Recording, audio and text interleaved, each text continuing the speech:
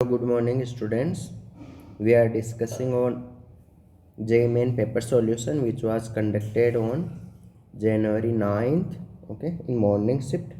तो इसके 10 क्वेश्चन हम लास्ट वाले वीडियोस में डिस्कस कर चुके हैं। तो ये 11th वाला क्वेश्चन, इसमें क्या गिवन है वो नहीं देखे हो तो वो पहले देख सकते हो।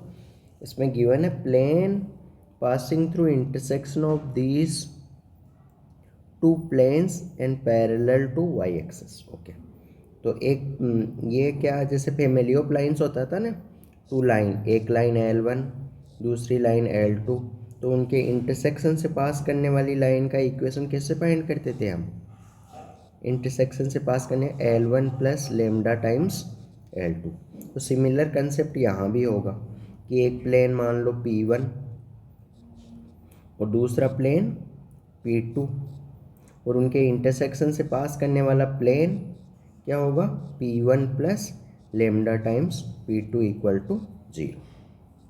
सिमिलर जैसे फैमिली ऑफ लाइन्स होता है वैसे ही फैमिली ऑफ प्लेन्स होता है। तो ये वाला कंसेप्ट लगा दो। P1 जैसे पहले वाले प्लेन को मैंने P1 मान लिया, तो P1 की जगह वैल्यू पुट कर दो। P1 की जगह क्या आएगा? x plus Y plus Z minus 1 plus lambda times P2 की जगह दूसरा वाला प्लेन मान लो 2x plus 3y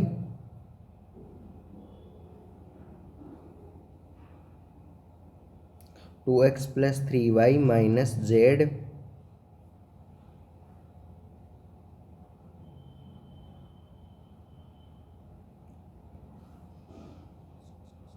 minus Z plus 4 equal to 0। Okay, तो अब इसमें क्या गिवन है कि ये जो प्लेन हमारे पास में आया है, इस प्लेन का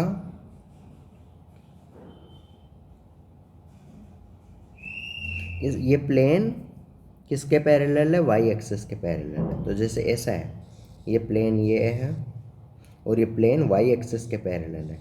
वाई एक्सिस की डायरेक्शन में जो डायरेक्शन कोसाइन क्या होता है? वाई एक्सिस की डायरेक्शन में जे कैप होता है। तो डायरेक्शन कोसाइन क्या हुआ हमारा? जे कैप हो गया।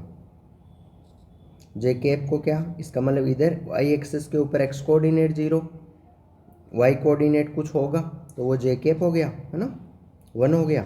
जैसे वाई कोऑर्डिनेट 1 हुआ और जो जेड कोऑर्डिनेट भी 0, तो ये वाला डायरेक्शन कोसाइन हुआ वाई एक्सिस की डायरेक्शन में। और डायरेक्शन रेशियो हुआ तब इस 1 की जगह कुछ वैल्यू आ जाएगा 2, 3, 4 कुछ भी, है ना। तो डायरेक्शन कोसाइन। अब हम देख रहे हैं जो प्लेन है उसका नॉर्मल इधर होगा। नॉर्मल के जो डायरेक्शन रेशियो क्या क्या होंगे? एक्स का कोफिशिएंट क्या है? यहाँ 1 और यहाँ 2 लेमडा, तो 1 प्लस 2 लेमडा। और y का कोफिशिएंट यहाँ पे 1 और यहाँ पे 3 lambda, 1 plus 3 lambda. Similarly z का coefficient 1 minus lambda, 1 minus lambda. Okay, ये हो गया। अब हम देख पा रहे हैं कि यहाँ ये प्लेन का जो नॉर्मल है वो प्लेन के परपेंडिकुलर होता है और प्लेन वाई एक्सिस के पैरेलल है। इसका मतलब जो ये प्लेन का नॉर्मल है वो वाई एक्सिस के भी परपेंडिकुलर होगा। तो इन दोनों का, एक तो इस चीज़ का जो वाई एक्सिस की डायरेक्शन में डायरेक्शन कोसाइन है उसका, और जो प्लेन का नॉर्मल वेक्टर है वो दोनों एक दूसरे के परपेंडिकुलर है। इसका मतलब दोनों का डॉट प्रोडक्ट 0 होगा। तो दोनों का डॉट प्रोडक्ट 0 कर दो। तो जैसे यहाँ 1 प्लस 2 लेमडा है वो इस 0 से मल्टीप्लाई होगा, 0 हो जाएगा। ये 1 प्लस 3 लेमडा है तो 1 प्लस 3 लेमडा वो किससे मल्टीप्लाई होगा? इस 1 से। फिर ये 1 माइनस लेमडा है वो 0 से मल्टीप्लाई होगा तो 0 हो जाएगा, इक्वल टू 0। यानी इन दोनों का डॉट प्रोडक्ट किया है। तो यहाँ से लेमडा का वैल्यू आया हमारे पास में माइनस का 1/3। ये लेमडा का वैल्यू इस क्वेश्चन में पुट कर दो। इस लेमडा की जगह क्या पुट कर दो? माइनस का 1/3। अब एक्स का कोफिशिएंट एक साथ लिख लो। तो एक्स का कोफिशिएंट क्या था? एक्स का कोफिशिएंट था 1 प्लस 2 लेमडा। ये देखो यहाँ पे 1 और यहाँ पे 2 इंटू लेमडा, तो 2 लेमडा का वैल्यू पुट कर दो। तो लेमडा का वैल्यू है माइनस का 1/3। ऐसे ही वाई का कोफिशिएंट एक साथ लिख लो, वो है 1 + 3 लेमडा, लेमडा कितना है -1/3। ओके, ऐसे ही जेड का कोफिशिएंट, जेड का कोफिशिएंट है हमारे पास में 1 - लेमडा। ओके, और जो बिना वाले टर्म है, एक तो -1 है, एक तो -1 है, और दूसरा लेमडा इंटू 4 लेमडा है, तो 4 इंटू -1/3। सिंप्लीफाई करो तो ये कितना आया, 1 - 2/3 हमारा हुआ, 1 - 2/3 1/3 हुआ, तो x/3 हो गया। और y का कोफिशिएंट 3 से 3 कैंसिल हो गया, 1 - 1 0 हो गया। और z का कोफिशिएंट क्या आया हमारे पास में, z का कोफिशिएंट आया 1 - लेमडा। तो लेमडा का वैल्यू पुट करो, लेमडा का वैल्यू है यहाँ पे हमारे पास में 1/3 माइनस का, तो यहाँ हो जाएगा प्लस का 1/3 हो जाएगा। एलसीएम वगैरह लोगे तो ये कितना आएगा 4z/3। अब ये वाला कितना हुआ, एलसीएम लिया तो -7/3, -7/3 इस चीज़ का एलसीएम लिया तो -7/3 इक्वल टू 0। तो प्लेन का इक्वेशन क्या आया, प्लेन का इक्वेशन आया 3 को उधर ले जाओ, प्लेन का इक्वेशन हमको मिला x + 4z - 7 इक्वल टू 0। हमको पूछ क्या रहा है, हमको पूछ रहा है कि कौन सा पॉइंट प्लेन से पास करेगा। तो हर पॉइंट को चेक करना पड़ेगा कौन सा इस इक्वेशन को सेटिस्फाई कर रहा है। तो कौन सा सेटिस्फाई कर रहा है यहाँ, ओके, थर्ड ऑप्शन चेक करो। जैसे थर्ड ऑप्शन x की जगह 3 पुट करो, 3 y 4 9। ओके, तो इसमें कौन सा ऑप्शन सेटिस्फाई, ये y का कोऑर्डिनेट क्या बन गया, y का कोफिशिएंट 0 बन गया, ये सॉरी z का कोफिशिएंट था कितना, ये एलसीएम लिया तो ये वाला z का 4/3, तो यहाँ y की जगह z है बाई मिस्टेक। ओके, तो कौन सा ऑप्शन, थर्ड ऑप्शन इसको सेटिस्फाई करेगा। चाहे पुट करके चेक कर सकते हो, x की जगह 3, जेड की y तो है नहीं, z की जगह 1, तो 3 + 4 7, 7 - 7 0, तो थर्ड ऑप्शन इसको सेटिस्फाई करेगा। Okay, now we will move to next sum. इसमें क्या गिवन है, ABC are 3 distinct real number which are in GP. Okay, and a + b + c equal to x time b। Okay, generally 3 terms जो GP में होते हैं उनको हम कैसे लेते हैं, ओके, ऐसे लेते हैं a/r, a और a/r कैसे लेते हैं, इसके पीछे क्या थ्योरी है, वो सब के लिए तुम कांटेक्ट कर सकते हो गिवन नंबर पे। क्लास नोट्स वगैरह फुल प्रोवाइड कर दिया जाएगा, video solution type, either videos की फॉर्म में, और लाइव क्लास चाहिए तो लाइव क्लास के लिए। ओके, तो ये वाला, तो यहाँ पे ABC 3 टर्म्स है, तो इनका क्या हुई, 3 टर्म्स कौन कौन सी होगी। अगर मैं a को भी b की टर्म में लिखना चाहूँ तो a हो जाएगा हमारा b/r, और b को b रखो, और c हो जाएगा b/r। ये तीनों वैल्यू इस इक्वेशन के अंदर पुट कर दो। तो क्या गिवन है, a की जगह क्या है b/r + b की जगह b और c की जगह b/r equal to x time b। b common लेके कैंसिल कर दो, b कॉमन लेके कैंसिल कर दो, तो क्या बचेगा 1/r + 1 + r equal to x time b, b से b कैंसिल हो गया। तो हमारे पास में आया, इस 1 को उधर ले जाओ, तो हमारे पास में आया x - 1 equal to r + 1/r। अब हमको x के बारे में कमेंट करना है कि x क्या वैल्यू ले सकता है और क्या वैल्यू नहीं ले सकता।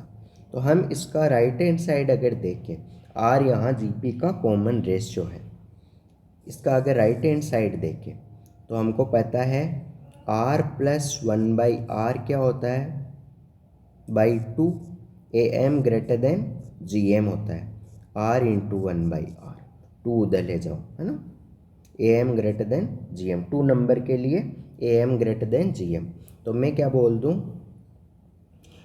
जो इस लेफ्ट हैंड साइड का, जो राइट हैंड साइड है R plus one by R, इस टू को उधर ले जाओ तो मैं बोल दूं कि R plus one by R हमारा टू या टू से बड़ा है।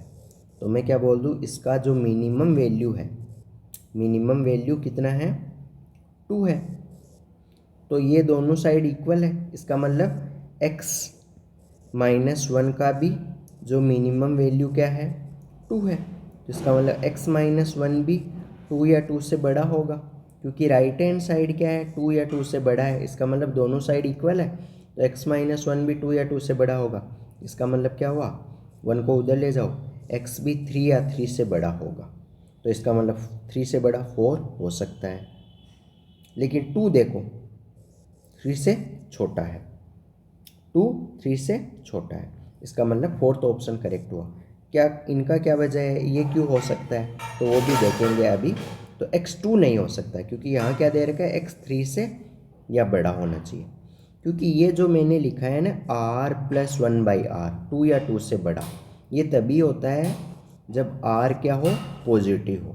तो r पॉजिटिव हो तब ये होता है। r अगर नेगेटिव हुआ तो उस केस में क्या होगा, उस केस में होगा ये चीज़, अगर कॉमन रेशियो नेगेटिव हुआ, इफ कॉमन रेशियो क्या हुआ, नेगेटिव हुआ, तब r plus one by R होगा माइनस टू या माइनस टू से छोटा। तो इसका मतलब माइनस टू या माइनस टू से छोटा, देख सकते हो ये।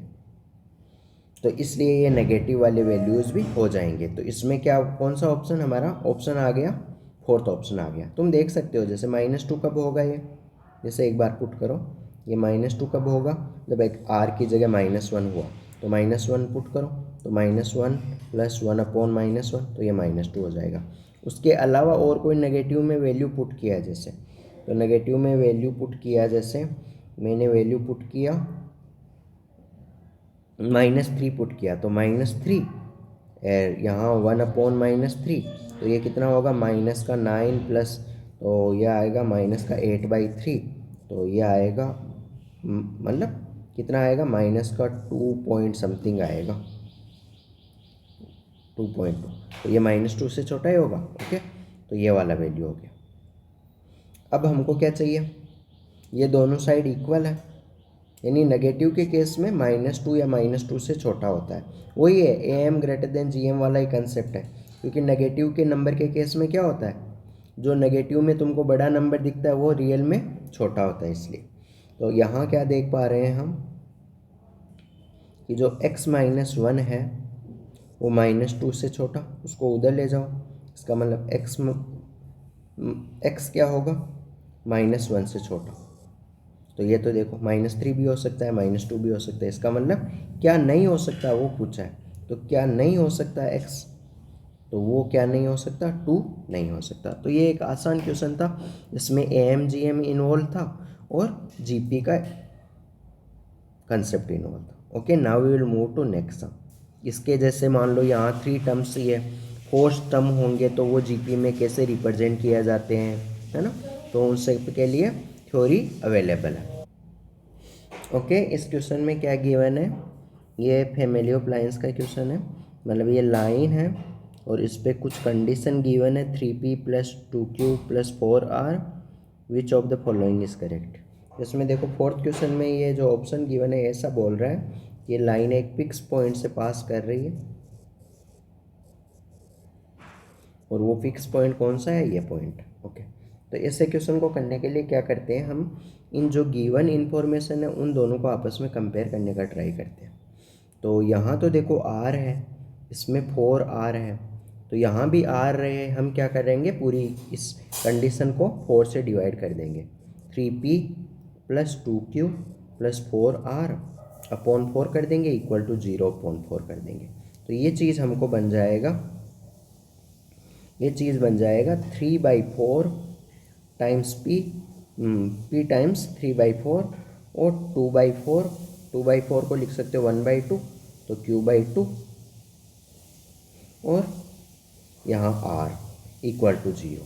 अब इस चीज़ को कंपेयर कर लेंगे हमको जो क्वेश्चन में गिवन इक्वेशन से। तो गिवन इक्वेशन क्या है हमारे पास में? गिवन इक्वेशन है P X plus Q Y plus R equal to 0। तो हम कंपेयर करने पे पता लग रहा है हमको कि यहाँ आर है, यहाँ भी आर है, यहाँ पे क्यू है, यहाँ भी क्यू है। इसका मतलब y का वैल्यू कितना है? y का वैल्यू है 1/2 और यहाँ p है, ऊपर भी p है। इसका मतलब x p का कोफिशिएंट क्या है? x और यहाँ 3/4। इसका मतलब x का वैल्यू है 3/4। तो ये जो पॉइंट आता है 3/4, 1/2, ये एक फिक्स पॉइंट होता है जिससे ये वाली लाइन ऑलवेज पास करेगी जब ये कंडीशन हमको गिवन होगी। ऐसा क्वेश्चन है। तो ये फैमिली ऑफ लाइन्स में पढ़ाया जाता है। तो एक इजी क्वेश्चन था, ओके, जो सभी स्टूडेंट ने किया होगा। नाउ हम नेक्स्ट सम पे मूव करते हैं। इस क्वेश्चन में क्या गिवन है हमको? वो वाला क्वेश्चन है इसमें कि कंसिस्टेंट कोई सॉल्यूशन होगा, यूनिक सॉल्यूशन होगा, इनफाइनाइट मैनी सॉल्यूशन होगा या नो सॉल्यूशन होगा, वो वाले कंडीशन है। तो कंडीशंस क्या क्या होती है कि जब d नॉट इक्वल टू 0 हुआ तब यूनिक सॉल्यूशन होता है ना, और d इक्वल टू 0 हो गया और इस केस में d1, d2 और d3 भी 0 हो गए, तो उस केस में इनफाइनाइट सॉल्यूशन होते हैं। और अगर d 0 हो गया लेकिन at least one of d1, d2, d3 0 नहीं हुआ, तो उस केस में क्या होते हैं? नो सॉल्यूशन, नो सॉल्यूशन होते हैं। और नो सॉल्यूशन को बोलते हैं हम इनकंसिस्टेंट।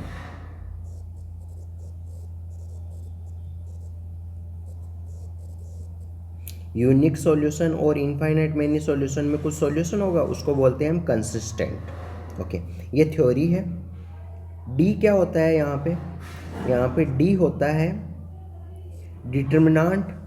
पहली रो में लिखेंगे जो पहली इक्वेशन में एक्स वाई जेड के कोफिशिएंट है। तो एक्स का कोफिशिएंट 1 है, वाई का कोफिशिएंट 1 है, जेड का कोफिशिएंट 1 है। दूसरी रो में लिखेंगे जो सेकेंड इक्वेशन में एक्स वाई जेड के कोफिशिएंट है, 2, 3, 2।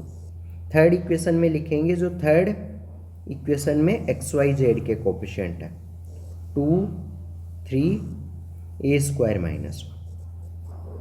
अब इसको हमको जैसे ऑप्शन चेक करना है, तो एक बार हम सभी को 0 मान लेते हैं। इसको 0 करते हैं हम, तब देखते हैं d का वैल्यू क्या आता है।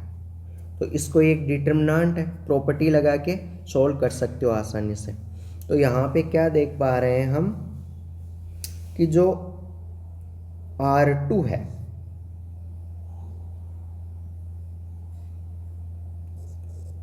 R2 में से घटाना पड़ेगा हमको 2 टाइम्स R1, तब यहाँ पे 0 बन जाएगा, है ना। और R3 में से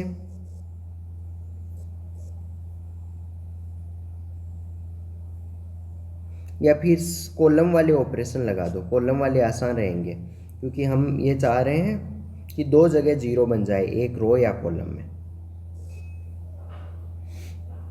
यहाँ पे 0 बनाना चाह रहे हैं और यहाँ पे 0 बनाना चाह रहे हैं। तो यहाँ पे 0 कब बन सकता है? जब हम लगाए C2 में ऑपरेशन लगाए C2 - C1। और यहाँ पे 0 कब बन सकता है? जब हम C3 में ऑपरेशन लगाए C3 - C1। ये दोनों ऑपरेशन को एक साथ लगा दो इसके अंदर। तो ये दोनों ऑपरेशन अगर हम लगाएंगे तो यहाँ पे तो 1, 2, 2 रहेगा। ये C2 - C1, इस कॉलम में से इस कॉलम को घटाओ तो 1 - 1 0। 3 में से इस 2 को घटाओ 1 बचेगा, 3 में से इस 2 को घटाओ 1 बचेगा। सिंपल। ऐसे ही इस 1 में से ये वाला 1 घटाओ, पहला वाला 1, तो 0 आ जाएगा। इस 2 में से ये वाला 2 घटाओ, यहाँ भी 0 आ जाएगा। इस a² - 1 में से 2 घटाओ तो ये बचेगा a² - 3। अब एक्सपेंड कर लो, एक्सपेंड इसके अलोंग कर ले। अगर हम कॉलम 3 के अलोंग एक्सपेंड करें तो क्या, ये वाला किया, ये ऐसा, इसको उठा दिया और इसको उठा दिया, क्योंकि बाकी यहाँ और यहाँ तो 0, कोई फ़र्क नहीं पड़ेगा। तो ये कितना बचेगा? 1। तो ये क्या हो गया हमारा? ए स्क्वायर माइनस 3 इक्वल टू 0। यहाँ से ए का वैल्यू क्या आया, ए का वैल्यू आया √3। ये हमारा डी था, है ना। तो अब हम D1 निकालने के लिए क्या करते थे, क्लास में बताते हैं हम, क्लास नोट्स में। D1 निकालने के लिए हम ये करते हैं कि जो फर्स्ट रो है, फर्स्ट कॉलम है, उसको रिप्लेस कर देते हैं हम जो इधर इक्वल टू में गिवन है। इक्वल टू में क्या गिवन है, 2 5 a + 1। तो फर्स्ट रो में D1 निकालने के लिए फर्स्ट कॉलम में रिप्लेस कर देंगे ये जो इक्वल टू के उधर गिवन है 2 5 a + 1। अब बाकी को ऐसा कैसा 1 3 3 और यहाँ 1 2 a स्क्वायर माइनस। अब अगर हम D1 को भी 0 के इक्वल करें तो क्या कंडीशन आएगा, वही सेम ऑपरेशन लगाओ, इसमें भी सेम ऑपरेशन लगाओ। कॉलम 2 में से कॉलम 1 को घटाना है, कॉलम 3 में से भी कॉलम 2 में से कॉलम 1 को सब्ट्रैक्ट करना है, और कॉलम 3 में से कॉलम 1 को सब्ट्रैक्ट करना है। तो उससे क्या होगा, फ़ायदा यह होगा उसका कि यहाँ पे और यहाँ पे 0 बन जाएगा। इसमें से सॉरी यहाँ पे 2 आ गया ना, तो अब ऐसा, एक मिनट देखो क्या कहाँ 0 बन सकता है, कोई और ऑपरेशन लगाने का सोचो।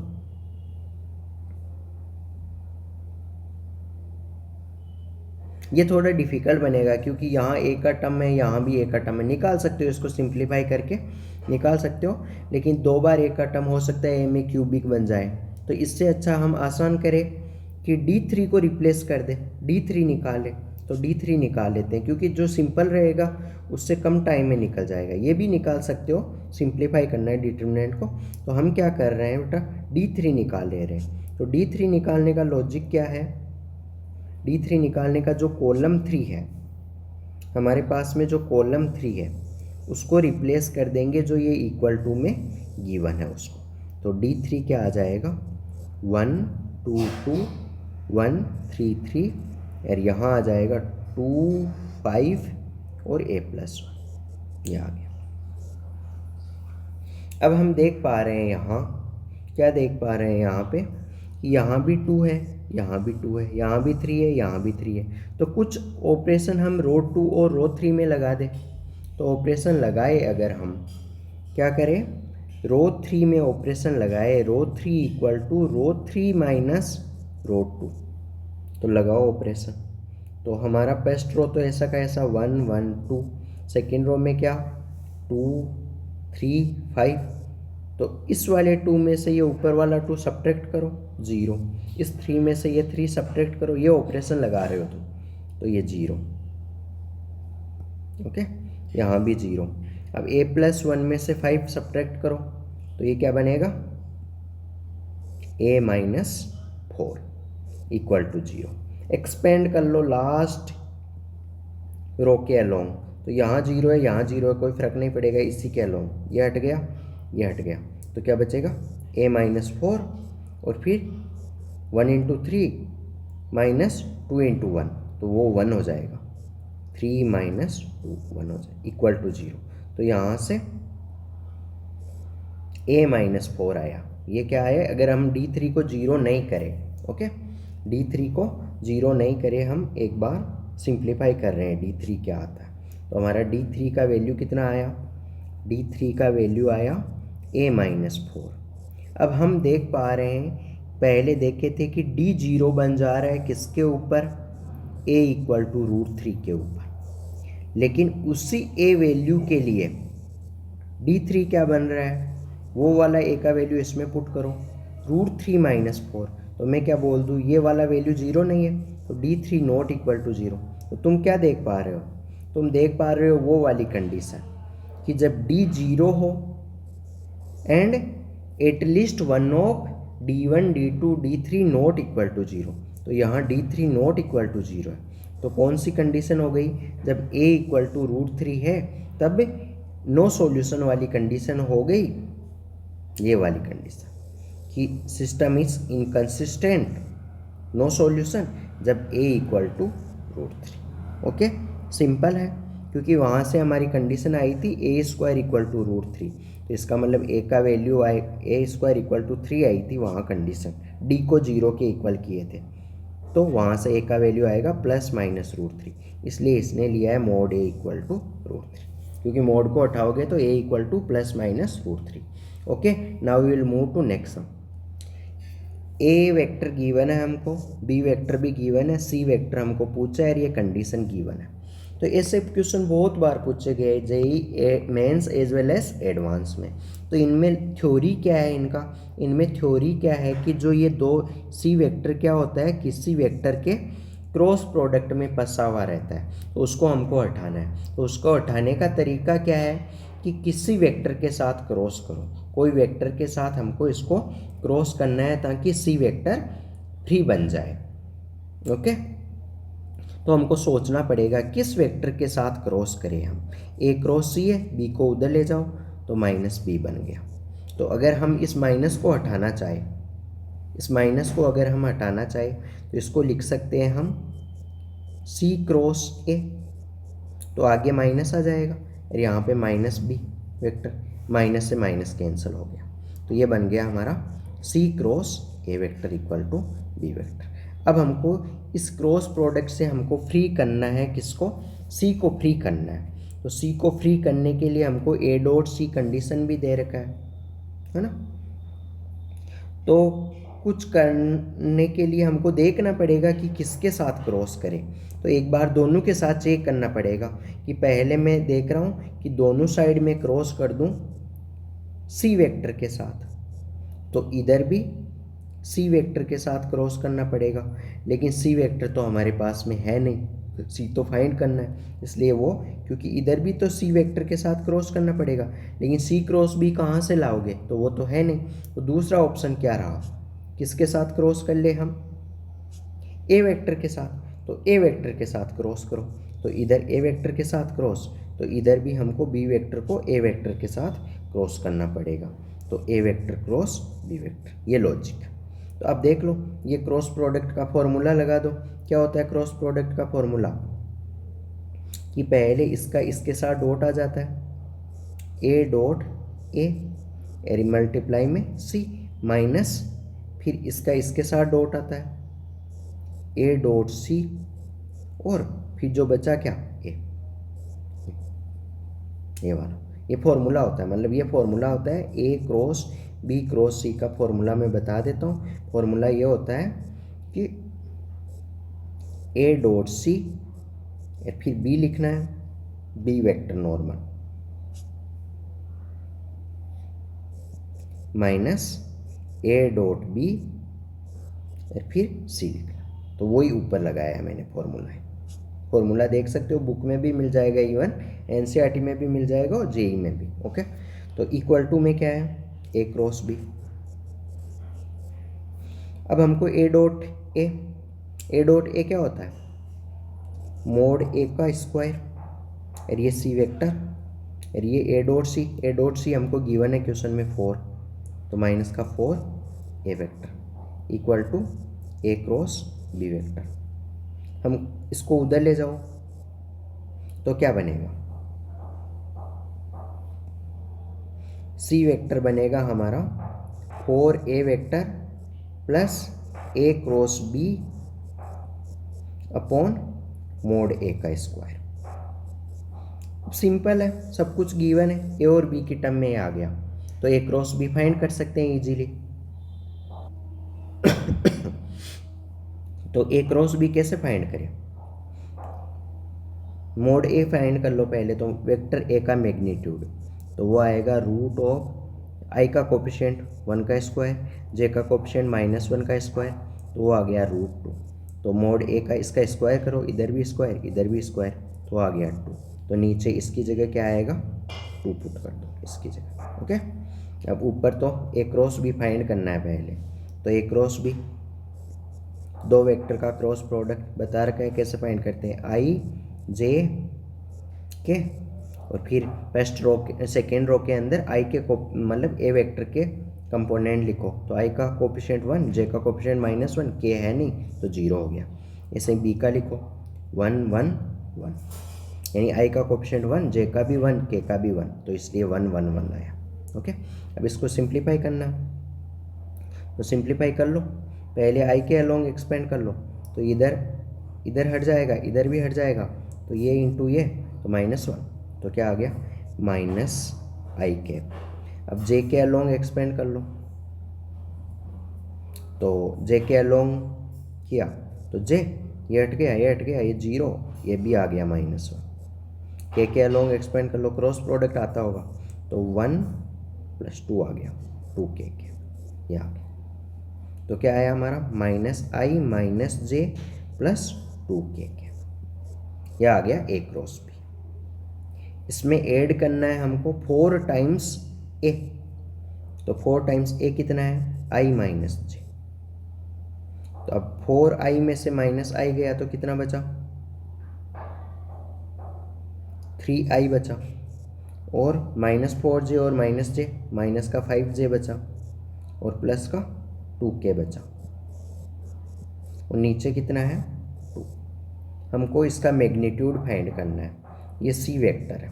अब इसका मैग्नीट्यूड फाइंड, सी वेक्टर का मैग्नीट्यूड फाइंड करना है, तो क्या मोड सी इक्वल टू क्या आएगा √3 का स्क्वायर -5 का स्क्वायर और 2 का स्क्वायर अपॉन नीचे 2 बाहर ऐसा कैसा रख सकते हैं, है ना, या 2 को डिवाइड करके वैसे कर लो।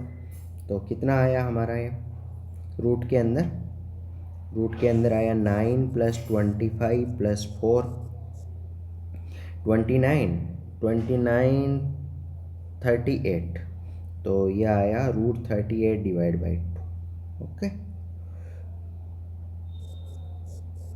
√38 / 2।